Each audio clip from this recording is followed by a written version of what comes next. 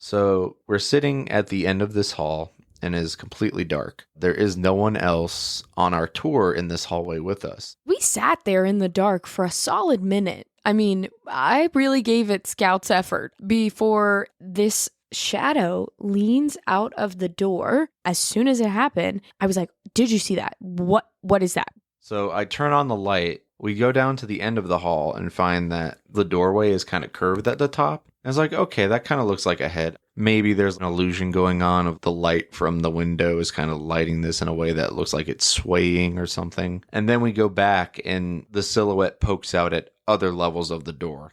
Then it emerges entirely from behind the door, stands in the middle of the hallway, and then goes back into the door.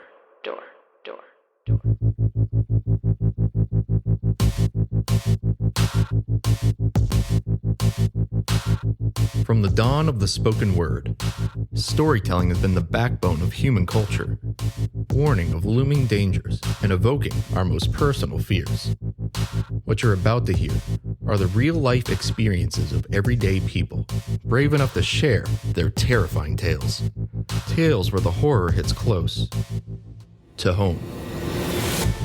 I'm your host, Danny. Welcome to the Hometown Horrors Podcast. Listen, if you dare.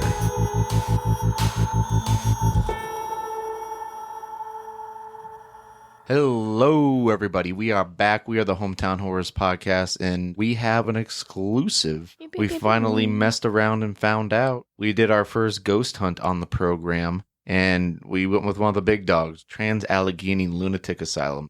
I always joked when Danny started this podcast that he had to dip his toe in the water. And not only did we dip our toe, we basically dove head first. Yeah, I mean, what's that expression in prison? You fight the biggest, toughest guy to establish dominance. I feel like we did that in the ghost hunting world. Yeah.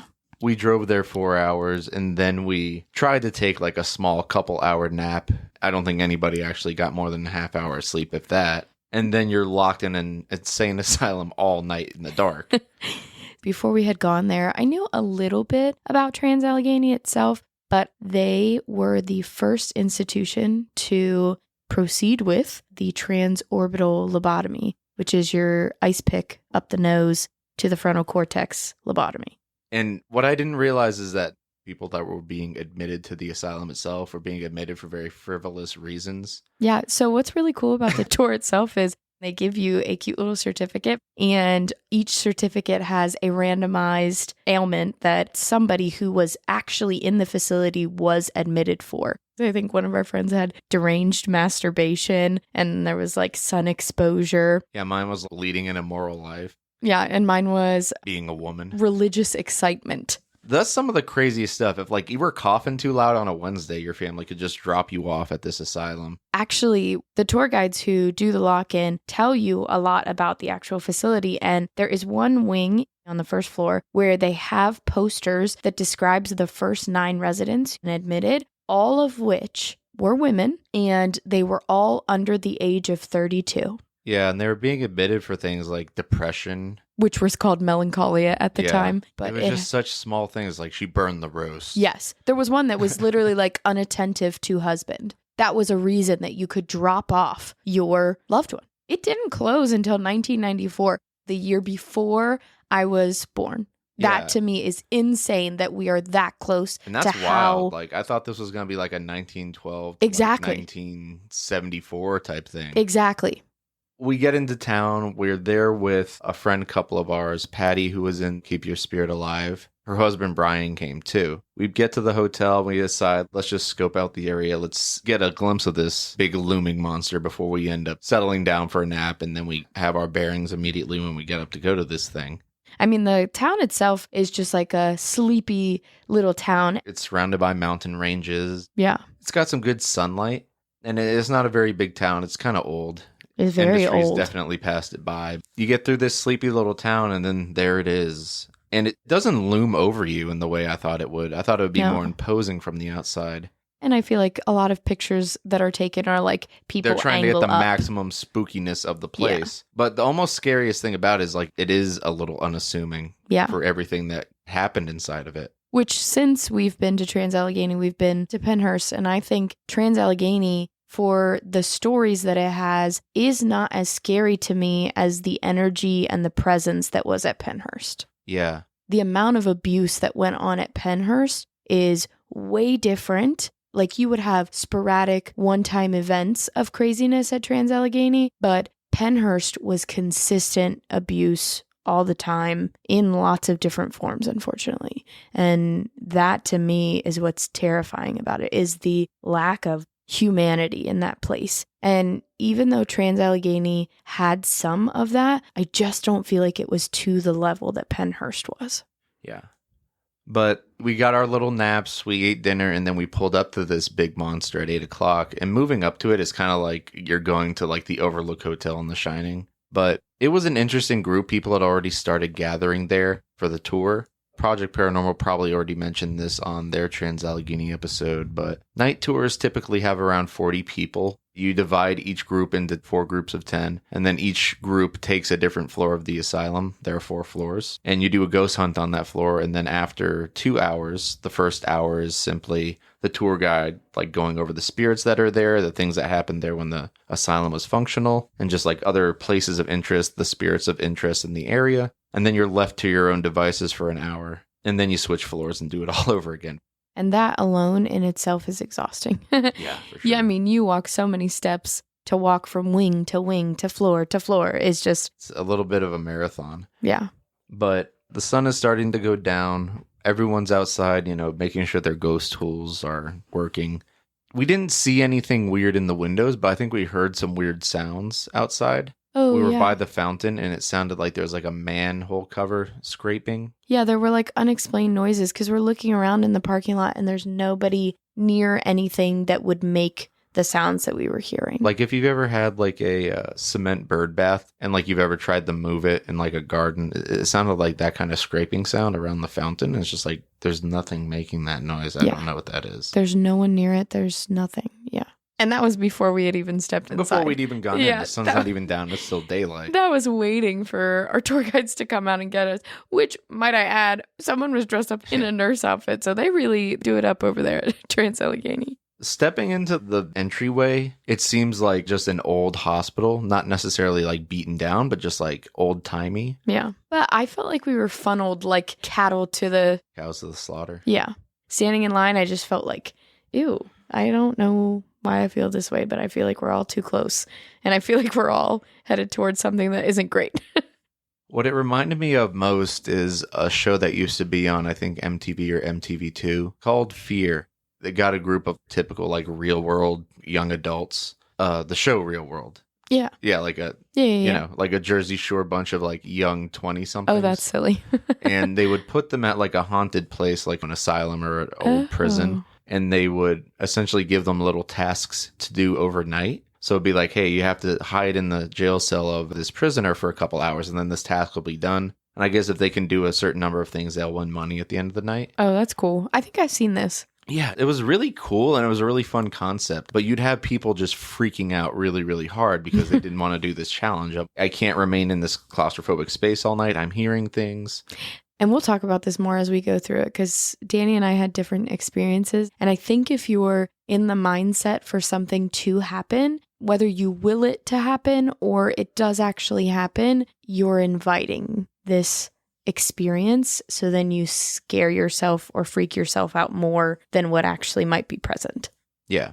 It was an interesting night because it was a training night for the tour guides there. Each tour guide had an understudy with them. Yeah. So it comes time, everyone separates to their floors, and we go up to the highest floor in the asylum. Yep. I don't think you realize in that well-lit entryway just how dark it is. There's almost no natural light sources in the entire asylum aside from that entryway. Yeah. The hallways are incredibly long, incredibly wide, and a lot of them have hardwood floors. Not only that, the doors are all open to the rooms up there. Yeah. So it's like every time you walk past one, you feel like there's going to be a shadow or somebody like looming inside you still. You expect to see someone just standing in there the more you walk by them. It's even worse when some of the rooms still have furniture or still have examples of what would have been there during that time. And so when you walk past a room and there is actually something in there, you're like, and then you figure out it's a chair or it's a mannequin. There's something very interesting that happens to your brain when you're just in total darkness. It's such a strange sensation. It's so uncanny that I struggle to find the words to properly describe it. Yeah.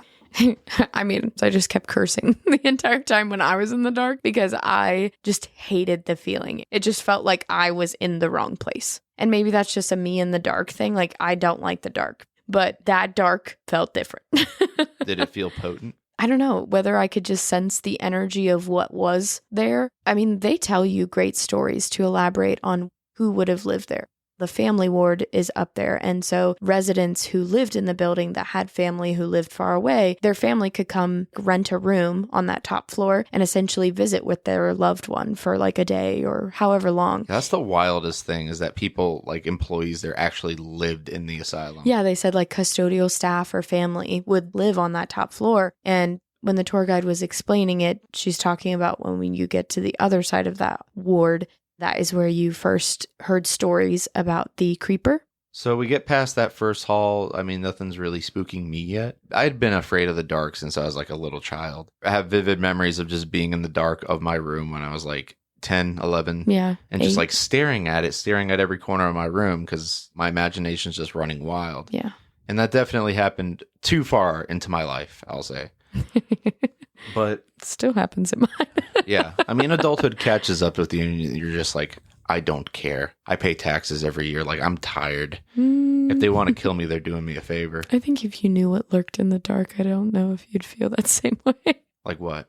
Like the creeper. I think that entity that exists in there is not a human spirit. I think that there are things that we don't know about, and I think some of them live at Trans-Allegheny. That brings us neatly to the second hallway of this place. We walk down this huge long corridor, and then, as there is on every floor, there's this adjoining archway, and then another long corridor to mirror it, and that this is kind of like where the end of the asylum is at the end of that long hallway. So I remember stepping through that archway, and there is a very real sensation of feeling like you just walked through a wall of cold. And I think that's the only place in the asylum that really feels like that. Not only that, I had such a physical response when we walked through that doorway. And mind you, this is again all still on the same floor. As soon as we crossed that threshold, I felt my knees buckle. It's just like you're hit with a different atmosphere. As soon as everybody made it through this threshold, the tour guide asked everyone, did you feel that? She knew. Clearly, everybody has that same It's visceral. part of the actual tour, is people experiencing that sensation. Yeah. And then she goes into the story of the creeper, which isn't a story about a former inmate in the asylum. It's a story about a creature that people have seen since it's been closed. So people will claim that they'll see something crawling along like the ceiling and the walls and the floor towards them from the end of the hall. And that's what they call the creeper. The way she explained it is that when people are up there, even during the daytime, you'll see a shadow that doesn't make sense for something up there, and then all of a sudden it moves. And when it goes to move, it will like slink onto the floor and then will slither as if it is serpentine towards you or whoever is in there. So obviously everybody's freaked out. This is the first like truly scary thing that someone's like said. Yeah. And everyone's trying to get like a better look down the hall to see if they can spot this shadow. At the very end of this hallway, there's a circular window with like a crossbar. Yeah, it's like a porthole. Yeah, it's like the porthole of a ship. Yeah. And I so wanted something to happen in that hall. After the first hour of the tour was done, everyone was free to walk about the floor and just do their own individual ghost hunting. But you could stick with the tour guide while they conducted their own sessions. So she set up an EVP device that was attached to a hotel concierge bell. Yeah. Halfway down the hall, and she started asking questions. Yes or no questions. 1 for yes and 2 for no. 2 for no. Yeah. I think most of our group stayed here for this and can corroborate like all of this. So Yeah, you have everyone like kind of sat 12 plus people. It was really only people that had been there multiple times that kind of went off to do their own thing. Everyone else just wanted to like get the lay of the land, see what's going on here. Yeah. And our tour guide had a little bit of a conversation with some spirit. Their big thing at Trans-Allegheny is to not provoke, that you are like genuinely grateful for having a conversation, not that you're antagonizing or coming after anything, because they have seen the aftermath of that. And so she genuinely was just like, is there anyone with us? Did you live here? Yeah. Did you work here? Asking questions about who this potentially could be. And like Danny, I don't remember the exact significance. It kind of just petered out. That, but I think I was just so in shock that the bell and the REM pod were like dinging consistently. Yeah, she would ask something and then boom, ding. Did you like it here? Ding, ding. It would answer her, and it was consistent for about at least 2 minutes solid. We went to Disney a couple weeks back, and I think the closest thing I could equate it to was being in the animal kingdom and then going on that Jeep safari ride, and you're just like observing animals out in the wild. Like we saw elephants, saw a little baby elephant playing with its trunk for the first time. He was throwing himself a stick. He was so We cute. saw giraffes, we saw silverback gorillas, we saw Gators. all sorts of like interesting, awesome animals in the wild. But there was also this air of like, They could kill me. well, not only that, it's just like every tour is different because you can't necessarily predict what the animals are doing. For sure. Like, the lions aren't out. They're nocturnal cats, so Yes. they're asleep during the day. You don't get to see the lions. And that's kind of like what it was at Trans-Allegheny. You have all of these different like named entities. Yes. But it's like, they didn't want to come out tonight, or they weren't responding to this specific ghost hunting tool. That is a very good connection. I feel like they genuinely treat it that way. Even when they talk to each other between floors, they're like, oh, we had a great success with so-and-so on this floor. Did you get any activity from them? And I think that's why it made it a little less scary for me. Because it's like you're just trying to get the gorilla to wave at you. Yeah. You're trying to get the ghost of the little girl to talk to you. Well, I think that's what's scary because you don't know what's waving. You can't physically see what's inside that exhibit. You're just interacting with it, and you don't know what you're inviting to interact with you. That's true, but I think that's also just one side of the story, is just interacting with something of your own accord. For sure. What I really wanted at the asylum was the second kind of experience, which is something very uncanny and unprovoked happening at you. I think it was while we were in that exact hall, our tour guide was telling a story about another tour that had been there. And the tour guide is with her back to the length of the hall, and the rest of the tour is facing her as they came through the archway, and she's like just talking about the creeper and what's further down the hall. And what the tour group says is that a shadow being walked out from the doorway, stood behind the tour guide, then walked back into the room. Yeah. And they like just were so shocked they didn't even say anything until after it already happened. And like after she sat down, she said to us as a group, she was like, so if anything happens behind me, please let me know. So that is the latter type of experience, that like you're being slapped in the face with something paranormal. Yeah. That is what I specifically really wanted after hearing those stories. The last thing I'll say about the 4th floor is that is the first floor that she mentioned the peeper. The creeper is seen in that hallway specifically, but the other entity she mentioned, the peeper, can be seen throughout the building. Yeah, essentially what the peeper is if you're looking down the hall, you'll see like a shadow like lean and peep outside of the door. But I also want to point out before we move on, I also met some other paranormal investigators that'll be on the episode later. Yes. That have actually had an experience with the creeper. Right.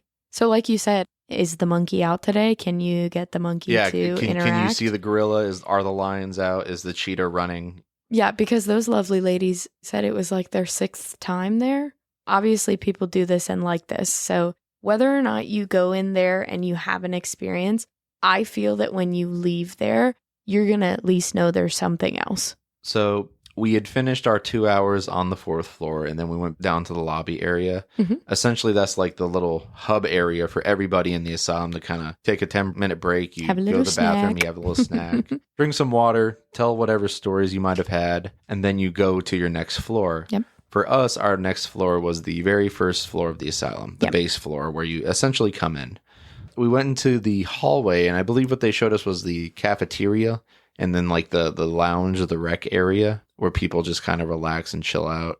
Yes, it was a common space. So more interesting facts about Trans-Allegheny. On the 4th floor, they really didn't have very many windows, which is so interesting because the actual design or the layout plan of part of their Get Better package was that the physical building itself was supposed to feel like you were bringing the outside inside. So the windows that are in this common space on the 1st floor are resemblant of that, but they talk about that is the architectural design of the entire building, was to bring the outside inside. And I feel like the 1st floor is the first floor that you can actually feel that.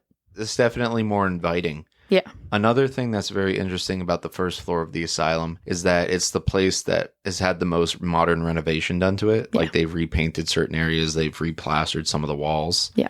And they said after that, there's less activity in those areas. Yeah. It's very interesting to think that it has to be exactly as it was to still have the potency. Well, I wonder if it's the energy that was held in the physical brick and mortar that when you change it, the energy is no longer there. So on the first floor, I'll give a little history on this because I love learning stuff about these places. It just adds to the experience when you do get something because it gives you a window into who you might actually be interacting with. I think that's crucial when actually trying to ghost hunt too, because then you might have more to say to someone specifically when you know more about them. But the main hallway that you go through before you get to the cafeteria area is called the trustees wing. And so everyone that is on that wing is a resident that is either higher functioning as far as like mental illnesses go or diseases go, or those wives that were just dropped off because their husbands wanted to get a little frisky with their mistress. So these people who are on the first floor are what they call the trustees because the Trans-Allegheny facility itself was fully functioning within its own grounds. So they had a butchery, they had gardens, they had a metalworking shop. Like they were self-sustaining and fully functional with their own residents working on the facility. And so this trustees wing was the main resident part of the working crew. Further down the hallway, there's supposed to be a little girl, and we didn't really get too much from that little girl. I think that is where Lily is. And then the little girl upstairs is either like Abby or Kate. But Lily's supposed to be down there. And Patty had a connection to the name Lily and thought we would get a lot, but we really didn't. But I did get some interaction with Ruth. So in the common space, they have a piano set up and a TV, and obviously it's not the same equipment that was there when it was in working order. However, they put it there to kind of just give you an idea of what the open space might have been. So in this common space, they say that Ruth, this resident who was part of the trustees wing, used to hang out in this common space. And I might be a little off on this part, but I think she was dropped off by her cheating husband. And she like swears off men. So that was I know she doesn't like men. Yeah. That part I specifically remember. That's the part that the tour guide is very prominent on, that like she is not a fan of men, but she is a jokester. And so they tell you that if you want to get to interact with her, tell her a joke and she'll mess with your EMF meter, or like put down a REM pod and she'll interact with that if you tell her a good joke. But it's hard though, because you have to think time-wise. Some of the jokes that we have now weren't things that she would even know about, like phones or computers or other things. She just wouldn't have had access to it when she was there. So you had to be really tricky about what your jokes were, and they had to be simple. And so we're sitting at this table and we started to tell jokes. Patty, Brian, and I are all sitting there. Danny was there for a bit, but Danny was really on his own expedition in the dark. So he would wander off from time to time. So we were all taking turns telling jokes, and I had my K2 meter set up on the table, and that is where it would light up from red to green if you get close with any kind of energy. So if I waved my hand over it, it would light up. But I left it on the table and I moved away from it, and I told some jokes. You would get some flashes, and it was so interesting because they would flash rapidly as if it was laughter. But after we told like 10 jokes, I was like running out. I was like, I do work in an elementary school, but I don't have that many on deck ready to go. So I pulled my phone out and I was looking on Google. After a while, I was like, okay, I can't find any good jokes. I'm just going to give up on this. And it was really close towards the end of us being on that floor, and I was running out of ideas and energy. And so I got on Facebook and I was just sitting there and I was scrolling. And all of a sudden, I hadn't moved my phone. I hadn't moved my body. All of a sudden, the K2 meter was lighting up as bright green as you could make it. I was like, you like my Facebook? And so I took my phone and I just locked it, still held it in the same place, didn't move. And the K2 meter went back to red. And I was like, you're not going to believe this. I turned around and I looked at Patty. I was like, I think this ghost likes Facebook. So I pulled my Facebook back open and I just started talking out loud. I was like, this is Facebook. Is where you can check on all your people that you like or don't like, and you just scroll through it. And this meter is consistently staying at green. I know that a phone can bring energy, but I didn't physically move my body any closer to the K2 meter. So it was wild that it was lit up almost the whole time that I was on Facebook. And then eventually at the end, I was respectful and I was like, okay, Ruth, we're going to have to go. We're getting ready to go to the next floor. Like, thank you for interacting.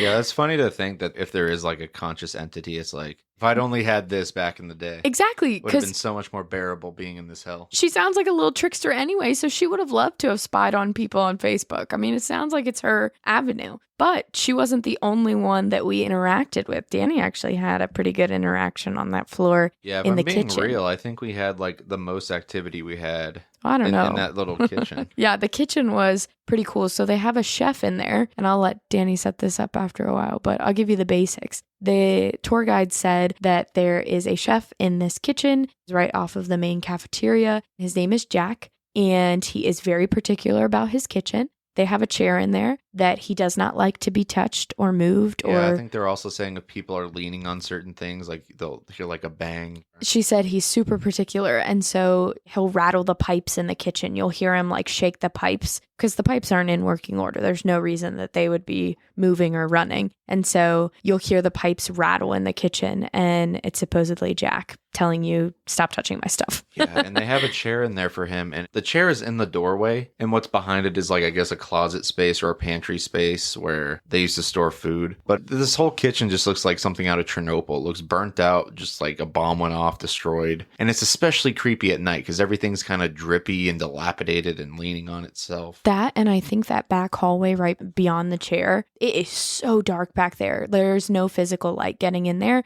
no window, no nothing. And I don't know if it's just a storage closet back there or it leads to like some back exit or something, but it is so dark that I just kept envisioning like the worst possible things in there. At this point in the tour, I'm kind of getting indignant. It's like I want something to kind of jump out at me. So not directly provoking, but like just being a little obstinate. It's like, I'm going to sit in Jack's chair. And Danny had said that before we actually got to get in there. But when we were in there, I made sure that it was okay before he actually sat in the chair. Yeah, it was just the four of us in the room after the tour had left. And it's just like, I want to sit in the chair. So we had our dowsing rods out, right? Yeah, I had my dowsing rods, otherwise known as divining rods. And they said specifically in the kitchen that Jack will do something really cute with the rods. He will open them like towards your shoulders as if he's giving you a hug. And I really wanted that experience. So I opened them up and I got them out and I first asked, are you upset that we are in your kitchen? Cross for yes, swing open for no. And he said no. I was like, can I sit in your chair? And that was immediately a no. That swung real fast. And I was like, oh, okay, I will not sit in your chair. Can Patty sit in your chair? Again, I set it back straight and it swung back open for no. I said, can Danny sit in your chair? And won't you know it, those rods crossed in front of me. And I said, no freaking way. There we go. I was like, okay, let me make sure that was for real. I reset the rods and I said, can Danny sit in your chair? Immediately X. It was funny too because he was pitched as one of the more aggravated ghosts in the whole facility. He's very particular. Grumpy about who meets can be in the grumpy. space. Yeah. So it's like, hell yeah, I'm going to sit in Jack's I know. chair. I was like, he said it when the tour guide was walking around with us, and then he actually got to do it because Jack said yes twice. I was like, okay, well. Just to test whether or not it was a guy thing, because there has been gender bias among who the spirits will interact with. We also asked about Brian, and it said no for Brian as well. Yeah. So literally no one in our crew but Danny got to sit in it. So Danny sat down in the chair. And it was kind of creepy. I definitely did get a chill sitting there for an extended amount of time. I remember you saying like a cold chill just ran across the back of your neck. Yeah, but it was also just because the chair itself was very cold. And after sitting on it for about a time, it did feel like there was something behind me. It was just like having an open freezer to my back. I felt like there was something behind you. It felt like your shadow had grown to like the doorway. I don't know how to explain behind myself that. A lot of times. I didn't see anything, but it was just very unnerving. It was unnerving watching you sitting in the chair because you kept, like you're saying, you just kept turning around and looking over your shoulder. And I was like, oh my gosh, is something touching him? Do we need to run? Like, and I didn't feel anything explicit. The communication we had with Jack was generally positive. Yeah. Well, I mean, it goes on. So as Danny's sitting in that chair, I asked more questions and I got yes and no's and I finally got my hug. But the part that stands out the most is that when we went to leave that room, I was like, okay, we're going to leave your room. Is it okay that Danny gets out of the chair? And it said no. And I was the like, interesting thing is that we had a Spirit Box app on our phones. And every now and again, it would spit out random like words or phrases. And I guess that's in response to the electromagnetic pulse in the air. I don't know. yeah, it's supposed to be that ghosts can manipulate that energy. Yeah, to create certain... Yeah, because it emits like radio frequencies and they're supposed to be able to like change that with their energy. Yeah. And so we're getting ready to go. And I had asked, can Danny get out of your chair? And it said no. And I said, well, we're going to leave. I know that you want him to stay in the chair, but is it okay? We'll come back and visit you before we go to our next floor. And then it was an okay. It was relented, yeah. Yeah, it was like fine. And I was like, okay, we're leaving now. Bye, Jack. And on the Spirit box. As soon as we were getting through like the threshold of the doorway, it just said, I can't leave. Yeah. It like said, not me specifically, but from Jack. It felt like Jack was saying, can't I leave. can't leave. Like he was like sad. And yes, the Spirit box was like throwing out random words, but never was it so closely aligned to what we were actually saying. Yeah, it's kind of like a lot of stabbing in the dark. Sometimes you'll just get weird random phrases that have not to do with anything, but to feel like we've been communicating with something this whole time and not having any part of the interaction being like, oh, this is just technology kind of throwing darts at random. Because if you've ever used dowsing rods, you really have to like swing those to try to make it like manipulated. They're my favorite for that reason. You would clearly see my hands move to move them one way or another. And I felt bad. We never actually went back to talk to Jack again. Jack, if you're out there, I want to give you an apology. Well, you never went back, but I did. Oh. So there was some point when we were getting ready to go to the next floor and I couldn't find Danny. And so being the loving, caring, sweet woman that I am, I dove back into the darkness to try to find you by myself. And I made it the whole way back into the cafeteria and there was nobody else in there. I ran into the girls on the way and they were like, why are you running? Are you okay? And I was like, I'm just terrified to be by myself. I'm trying to find Danny. Have you seen him? Like anybody? No? Come to find out you were in the main hallway and I just walked past you accidentally in the dark. But I ran back into the cafeteria and I checked the kitchen again because I thought maybe you went back to visit Jack. And I went into the kitchen. I was by myself and I just kind of like did a like, sorry, Jack, that we never came back. Like, thank you for letting us sit in your chair. And then I ran out of there because I was terrified. Yeah. So I didn't interact with him again, but I did say our piece. Like, thank you. I'm so glad that you and Danny bonded, but now I must take him with me. We have to go. As Olivia's mentioned, like I've kind of started going off on my own a lot. I don't necessarily want to use tools to communicate. I want something very abundant to happen to me. So I took it upon myself to just like start walking around by myself. And that would eventually grow into what I was doing on the second floor, or next floor. Yeah. Which is just literally walking through the dark and sitting in the dark. Not to mention, he was petrifying our whole crew, like all 10 people, because Danny was literally walking around, no flashlight, and people did not know that he was walking around no flashlights like a crazy person. I had big black and white Skechers on, so you would hear my huge footfalls on each floor. So like no lights on, footsteps. Yeah. Coming towards you. Towards you at an even pace in the darkness. Yeah. The ghost hunting crew that I'll have on later in the episode, they'd be doing an investigation in a room, and I would just come up in the dark and be like, hey, what are you guys doing? And they're like, ah! Yeah, I heard multiple times on multiple floors, Danny scared the living daylights out of somebody in Not our even crew. Intentionally, just like, hey, what's going on over here? And they're like, fuck, Jesus. Yeah, I think he was having more fun being the ghost than he was actually looking for the ghost. I wasn't even trying to deliberately scare anybody. I was just kind of in my element, in my vibe. Yeah, it was kind of terrifying. I thought for part of it that he was like possessed, but we'll get there. I just wasn't terrified. I was. if that makes any sense. I love that for you. Love that for you.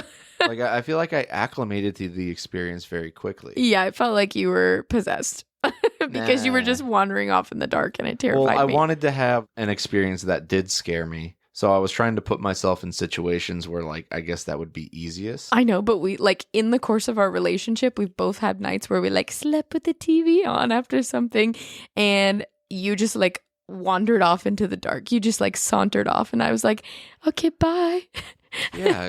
It was nice knowing you. I wanted to get my money's worth. You know what I mean? I wanted to have that experience. It felt very uncharacteristic, and I was terrified low-key internally that you were coming back to me attached to something else or something else attached here's to you. The thing, dog. Like every time we're about to do something, we're like, "Are you excited? I'm excited. Are you excited?" It's like, no, because I'm an adult. I'm an adult male. I only have two emotions, anxiety and anger. That's all I got anymore. Okay, but I was like, part of my excitement was fueled with nervousness, like the unexpected, the unknowing of what is going to happen in here. And don't get me wrong, like if something did happen to me, I would have been, evangelical preacher, like it's all real. That's the kind of zealousness I would have had if something really did jump at me at this point. But definitely as we were on that first floor, I had the energy of, I'm going to need to play into the hands of a scary experience to have one. And I didn't get one on the first floor, and it was kind of disappointing. But then we get to the second floor, which is our third floor of the night. Yes. And we're having a similar experience. The tour guide is giving us the lowdown of the ghosts in this area. There were like some rowdy teenagers, as Olivia said earlier, another little girl that you could talk to. And yeah, she had a room full of toys you could play with, which was creepy in itself. Old toys too, like not modern stuff. Yeah, like music boxes and like stuffed animals and dolls that were very interesting. So I'm doing my thing after the second floor tour is done. I'm just kind of walking around, like what's really going to conjure an experience. And I run into some of the tour guides that were on different floors. I don't know if they were leading their own tours or if they were just there for the night for training purposes. But I'm like, okay, so what's the big secret here? How do you get like one of these crazy experiences to happen to you? And mirroring what Matt Rice said in the Project Paranormal episode, you have to sit down, plant yourself, and wait for it to happen. Exactly like fishing. You'll get bites that you're not looking for, but a lot of the time you have to wait for it to come to you. So he said, just pick an area, sit there, and wait. And this is where I really, really started feeling like I unlocked the potential of having a paranormal experience happen to me in this place. There are benches at the ends of these long halls, and I just sat there in the complete darkness and waited. And it started freaking me out. It did get me scared. So I did it a couple times, and then I went back to our group, and I was like, okay, listen, I got the real stuff here. You've been messing around with that fake ghost stuff. I got the real ghost stuff. Come with me and do this. Before Danny goes into that, I want to just talk quickly about the other experience, because this story that Danny is going to tell is going to be the real big one. And so before we get there, Patty, Brian, and I, again, stuck close to the tour guide. We had gone in the bathroom, which is where the claim of the two rowdy residents who the teenagers had murdered each other, where they had gotten into a fight in this bathroom, and it obviously didn't end well for either of them. They actually ended up like crawling out into the hall and dying in the hallway, but their energy is in this bathroom. And the tour guide said that they like cigarettes and they like music. I forget what song. It was like Aerosmith or something. They were old enough / young enough to know Aerosmith. I guess it was towards the closing of Trans-Allegheny, but they were very interactive with her on playing that song. And so she would ask like, do you guys want to hear some music? And they said yes. They interacted with the REM pod, and she turned on the song, and she would be like, oh, do you guys mind if I stop? And they didn't interact with the REM pod, and she would turn it off. And as soon as she would turn it off, the REM pod would start like going off like me, like they wanted the song back on. And so she would put the song back on and she would leave it. And then she'd be like, oh, boys, I brought you some cigarettes. I brought you like the good kind. I'll put them up here on the counter. And she would set up like another K2 meter up there. And you could just see the lights flash near the cigarette. And she was like, you guys are just like living it up in here. So for her, this is like just a regular interaction with a human that she knows. It just feels like she knows them. And I guess that's like part of the charm or like part of the workload as a tour guide. But she was just interacting with them like it's a day. It's just a day. And that's to my go kid. back to like the comparison of it being like a tour guide at like a zoo or something, they have rapport. And you can see that in the interaction. Yeah. Because they'll talk about tours like at previous times in the week where this thing happened. Right. And this thing happened. And there'll be continuity to their stories. Well, not even that. Even when we were switching floors, the people who were on 2 before we got to 2 kept saying how crazy everything was going for them with those boys in that bathroom. And then when we got there, it wasn't that it wasn't crazy, but the things they were talking about, like being touched, we just didn't have that experience in there. Yeah. The question I have is, what do you have to do to tap into that frequency? Yeah. Is it the lines aren't out situation? Well, Or is it just that whatever's there only pops off at a certain point? and I think, to go back to your analogy, is that each person has their own personal rapport with those spirits. And so you might know the skinny of like who's where, but you might not have that same connection with that specific spirit. And I think that plays a huge piece into it. If it truly is what we believe it to be, that those are spirits trapped there and you're wanting to interact with somebody, it'd be like, if I don't like you, I'm not going to do anything for you. Why would I show my feathers for you? You know, like, if you're not Robin Williams, Coco the gorilla's not playing with your chest hair. Right. Or a little tiny kitten. Coco's not playing, you know? Coco's the goat. Yeah, I love Coco. R.I.P. But I think that it goes... Coco's dead? Yeah. What the fuck? Sorry. This is terrible news. That's been a long time, baby. Okay. Sorry. Yeah, that's a bummer. R.I.P. Coco. R.I.P. Coco. And Harambe. And Harambe. Both good gorillas. R.I.P. all gorillas. All of them. Every single one. Even the ones that aren't dead. R.I.P.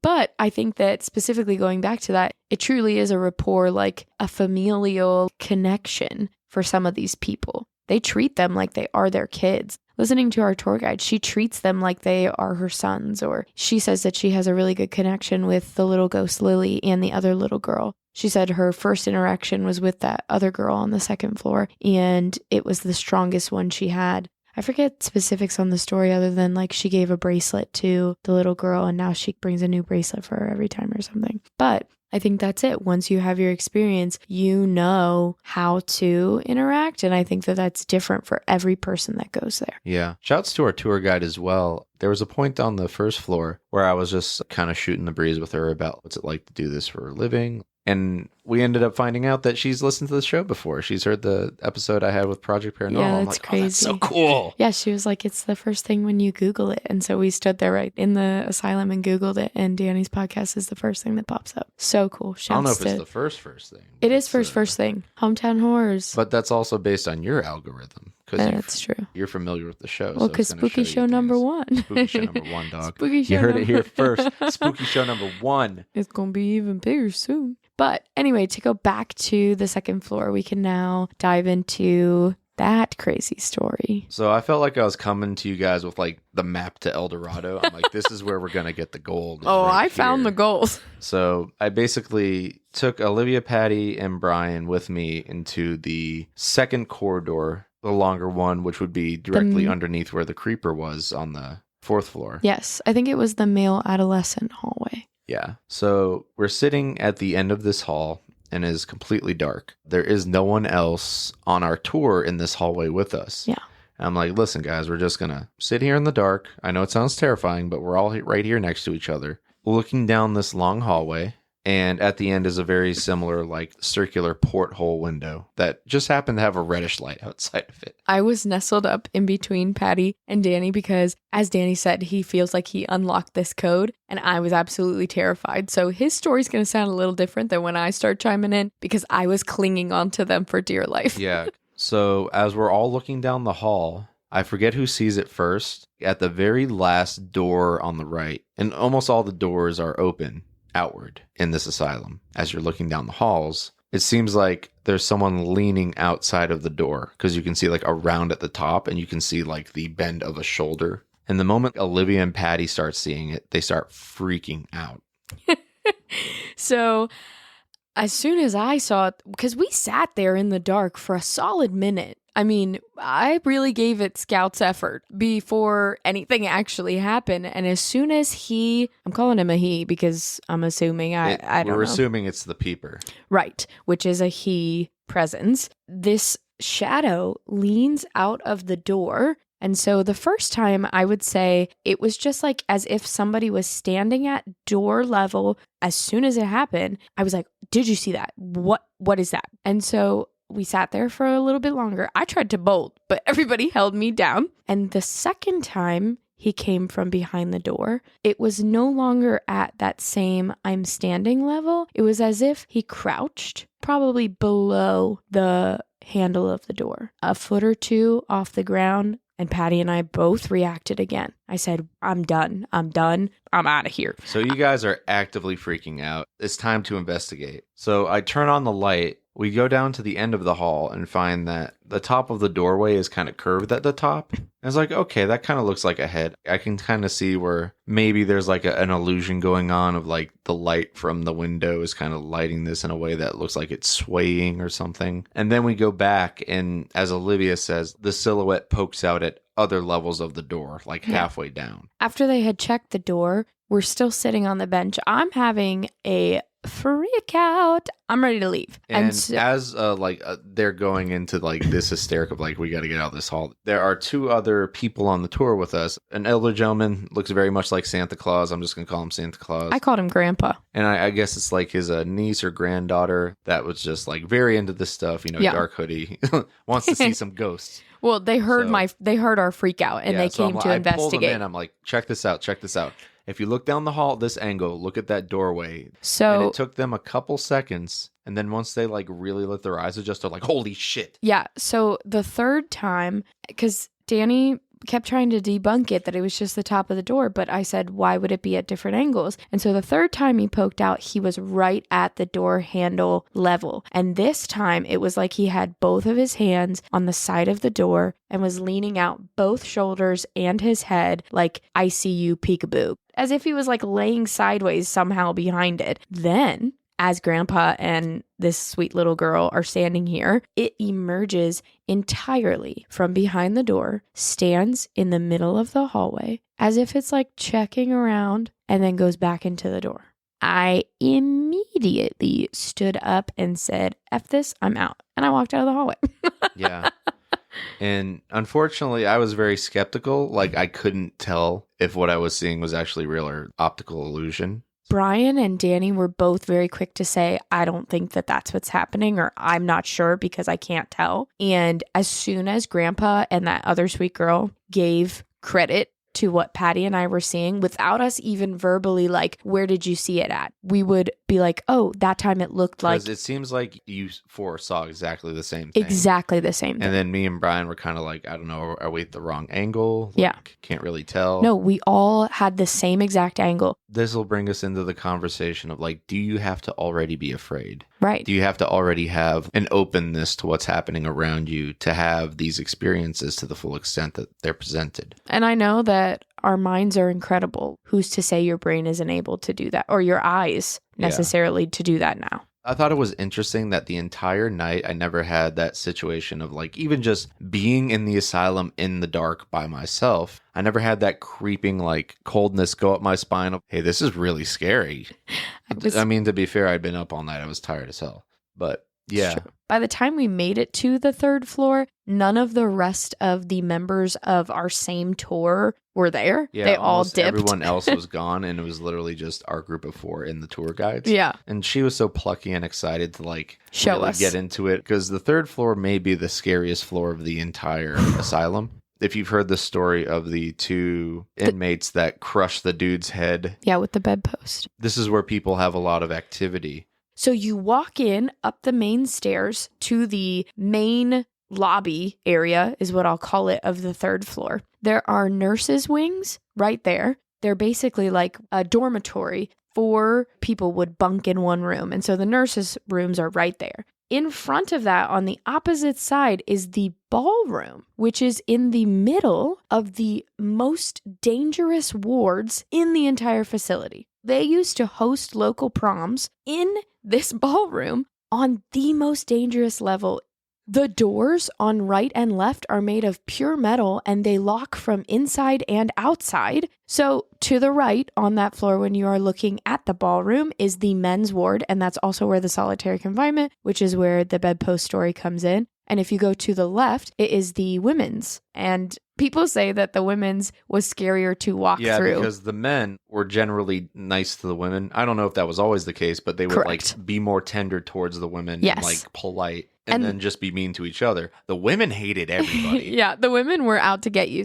She told stories about women using bobby pins as shanks. The women's side definitely was scary, but I will say for me, the scariest part was on the men's side. Earlier in the week that we had gone, one of the male tour guides was giving a tour on the 3rd floor, and he was going in through the men's ward. And the first room in there is, I think it's Big Jim.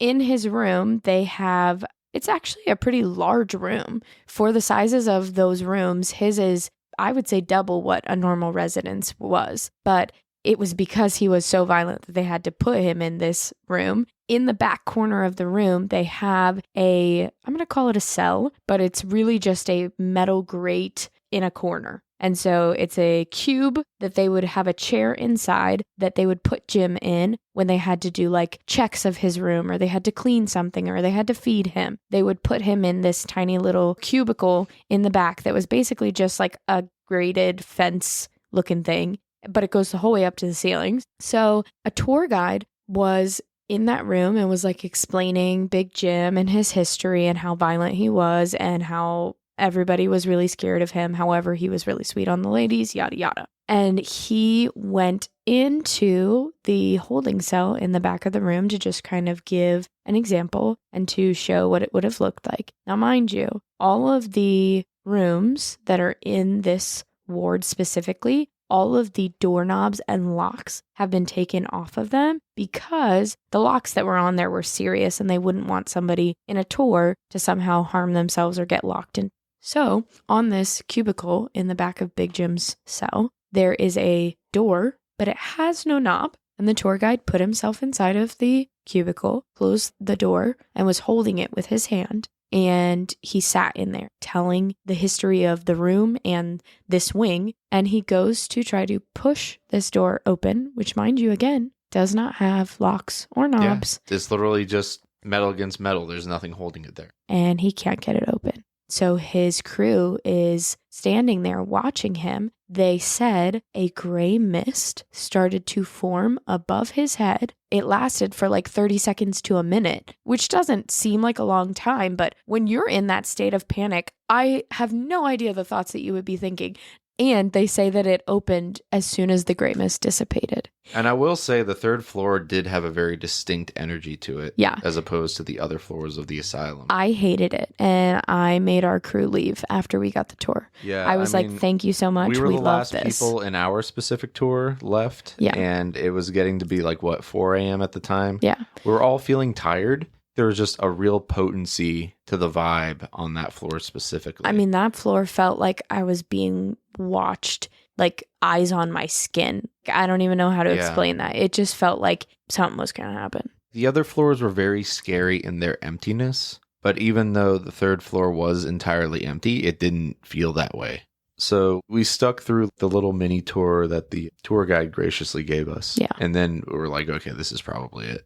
When they show you the solitary confinement, those rooms are terrifying. That was like somebody's everyday existence. And they tell you the story specifically. There was a guy who got put in that first cell. And you'll notice when you walk through, that first cell doesn't have a door because the resident who was put in there, he looked at them and he said, this door is not going to hold me. And sure enough, he ripped it off, carried the door down to the nurse's station and said, told ya. Yeah, how safe do you feel when that dude's around? It was a solid metal door. If you look at all of the rest of them, it's a double line door. So the inside is like a grate, like basically that chain link again. There wasn't any possible way that you could reach people feeding you or anything like that. And then the outside was a solid metal door that had a tiny little like 2-inch gap at the eye level so they could see your eyes to know how you were doing in your cell. This is like the punishment room. Yeah. You're misbehaving, so we're going to lock you away. Keep you away from us. He ripped that thing off and carried it to the nurse's station. That alone, right there. Okay. There were some of the scariest little anecdotes and stories there too, like the female tour guide saying that her and I guess another female tour guide were walking through there, not with a tour, but I guess just walking through there at night, and they heard like a...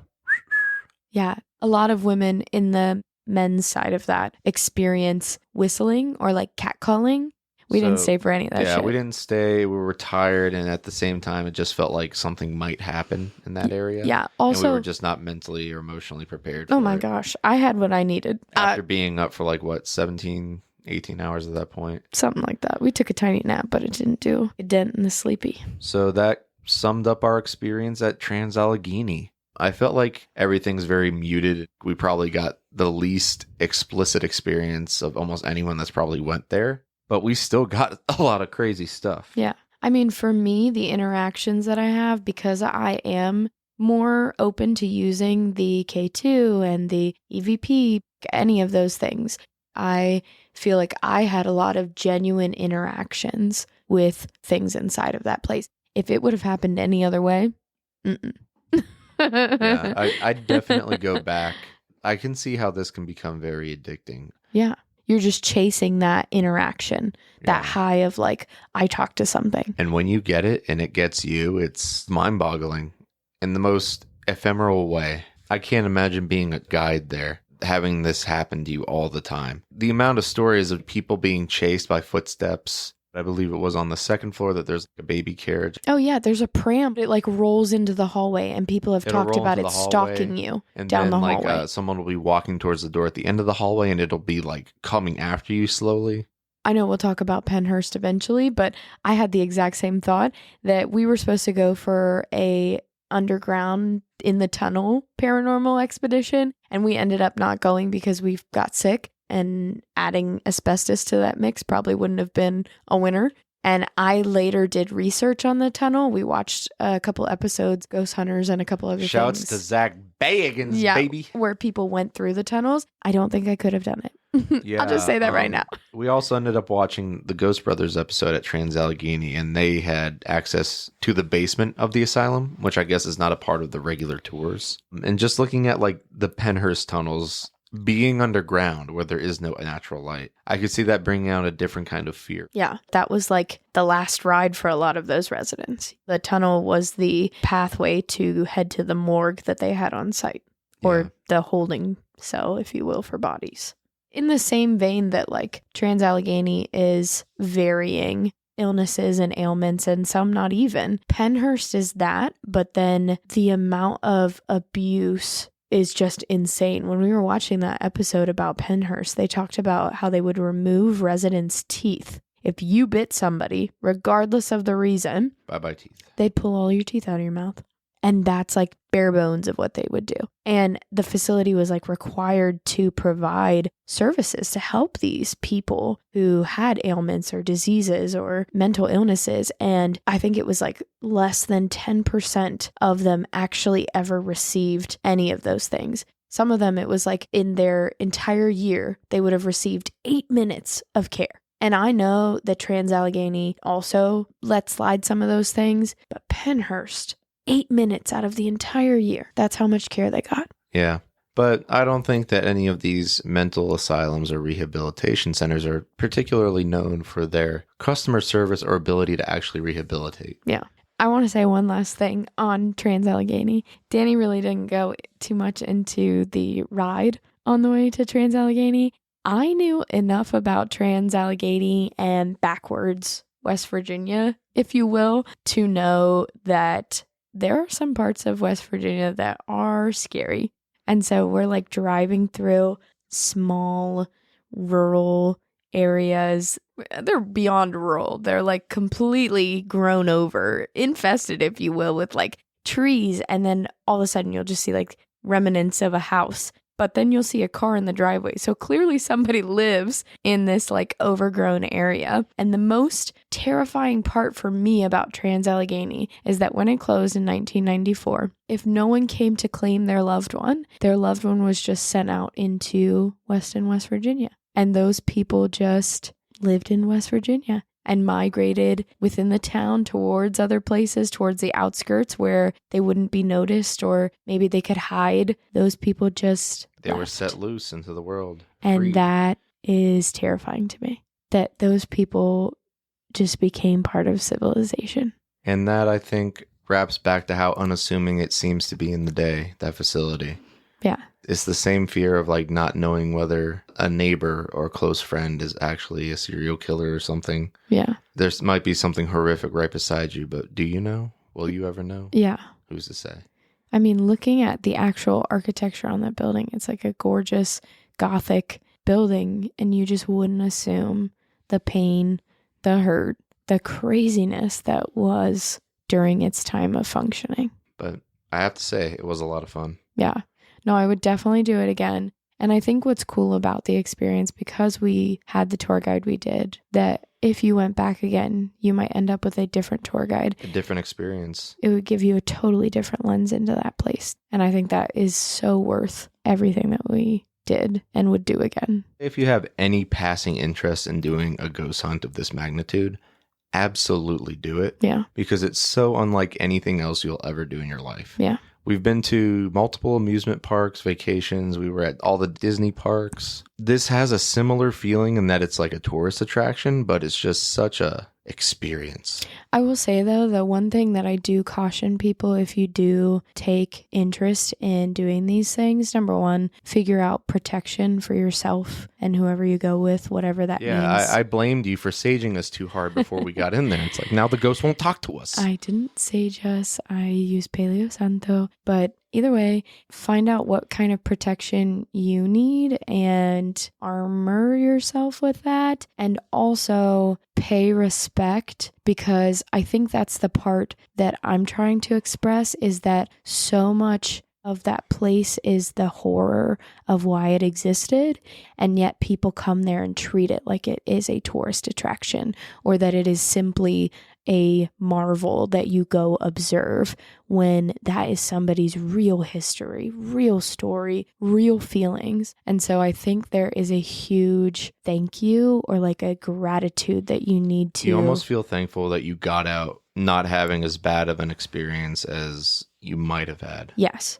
Regardless of your experience, I think that is the takeaway, that you didn't ever feel that. You never experienced that. I think it's the same when you go to like an Alcatraz or like even the Holocaust Museum or like something like that. You can feel the pain of something, and it shouldn't be something that you go just like as a, oh, I'm going to take pictures here, or I'm just going to, walk around. I think that there's something about fully immersing yourself in the stories that are the reason why something is as famous as it is. Yeah. And I think that if you experience trauma or those horrific things, I think seeing it and understanding it adds a gratitude to your life and to your experience that you never had to do that. And a thankfulness that like somebody else did that so you could be where you are today. Yeah, just knowing how horrible someone's quality of life was. Wow, 30 years ago. But right. Even just, in the 90s. Right. Yeah, Danny, how do you feel to actually have your own first ghost hunting experience? It's something I turn over in my head a lot. I think it helped me contextualize what I want out of this show, which isn't necessarily I'm trying to communicate with ghosts. I'm trying to see if ghosts communicate with me. Even just, I think the stories that the guides were telling were more interesting than the history of the place, which was the little incongruous experience that something chased you down a hall. You didn't see anything. Was that in your head? Right. Or was that actually happening? Right. I think for me, this experience, and I'm hoping that Spooky Show can eventually point me more on the path of what I believe to be true, because I feel like I'm at a crossroads in what I believe, and maybe it intersects and maybe they're two completely different thoughts, but I'm stuck between, is this energy trapped in time, or is there something beyond a veil that we can't see but can interact with us? And I teeter back and forth on those all the time, because who's to say? I mean, I don't know, but I'm hoping that Spooky Show will give me my answers. Yeah, I think we're a little further down the path that this show is leading us on. Yeah. Spooky Show number 1. Spooky Show is number 1. But you know who else is number 1? You, the listener. Love you. See you later. Bye. Now those were some frightfully fun stories. Howdy everybody, it's me, your host Danny, and I wanted to let you in on something special. You might have noticed that when I introduce the show, I say we are the Hometown Horrors podcast. That's because there will always be at least 3 people in each episode. Me, the person who wants to hear a good story, the guest, the teller of a good story, and you, the listener, that takes that story and carries it with you out into the world. And we make up a special kind of trinity. We are the Hometown Horrors podcast. And if you ever want to graduate from listener to guest, reach out to us via our handle on Instagram, hometown_horrors_podcast. Our email is thehometownhorrorspodcast, no spaces, @gmail.com, or via text or phone call at 571-358-8880, which FYI is not my personal number, but give it a ring. I'll get back to you, because if there's anything I've learned from doing the podcast is that everybody has a story, and that story deserves to be heard. On your number one source for the most spine-tingling, gut-wrenching, insomnia-inducing stories around, the Hometown Horrors Podcast.